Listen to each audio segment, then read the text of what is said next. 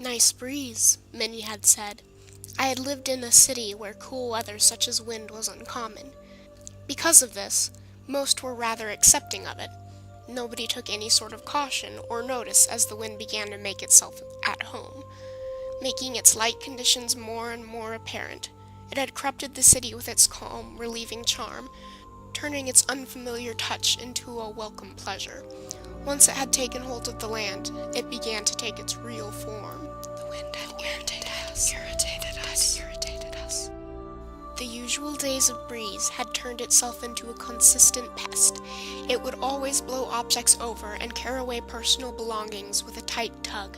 It was nothing dangerous or harmful, but there were moments when many began to question its place, becoming more of an unwelcome visitor. We hadn't seen calm, windless weather in a good number of weeks, which started to make some worry that we were going through a form of climate change. Those who studied the wind's accumulation urged everybody not to worry, that this was most likely a series of small storms that would pass soon. We should have left there. I should have left even sooner. The wind had controlled us. The gentle breezes had disappeared. What was left of the winds were its constant, powerful gales. I saw this when some decided to try and leave the city. Something about it all had seemed unnatural. The gusts and gales seemed too consistent, as if it were more of a conscious spirit than just heavy, chaotic weather. When everyone was indoors, safe from its forces, it seemed to calm down, sometimes going back to what appeared normal.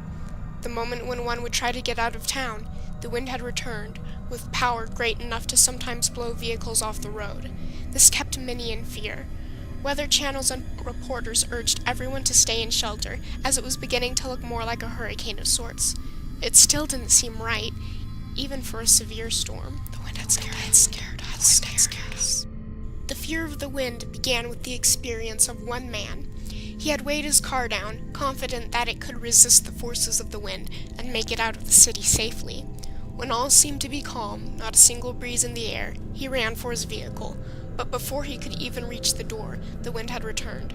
It didn't blow him away.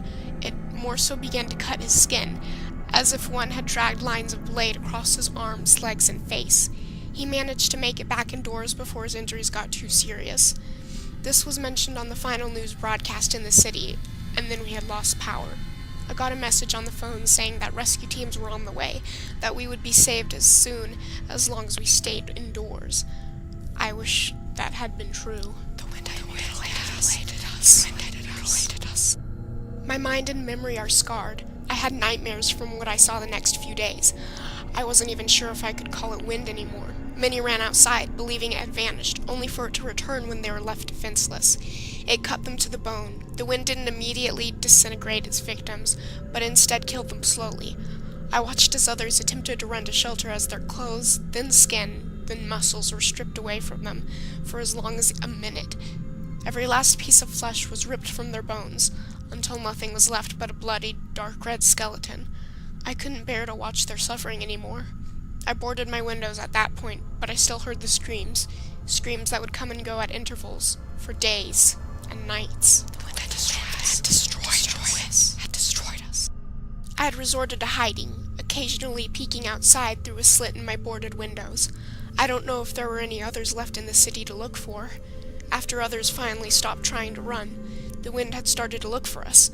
This sounds crazy, but I actually felt that it was a sort of living being at that point.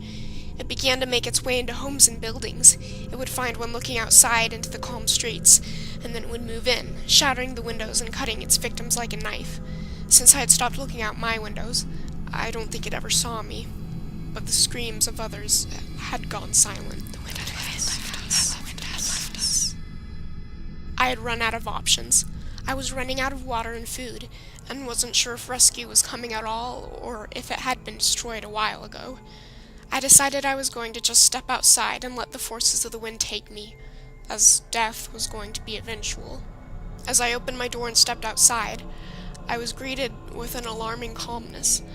Outside was silent, and I didn't feel so much as a breeze on my skin. I wasn't sure if the forces were toying with me or not, so I walked the ruined streets for a while.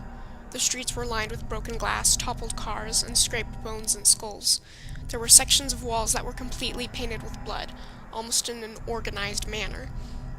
After almost an hour of no activity, no signs that the winds were still there, it seemed to me that it had vanished. It had assailed the city completely, only to leave after I heard everyone silenced. Crazy as it may be, I have only one speculation as to what could have transpired. The wind was, in some strange twisted way, something living. It had come to my city with only the intent to massacre, and had killed off every individual it could find.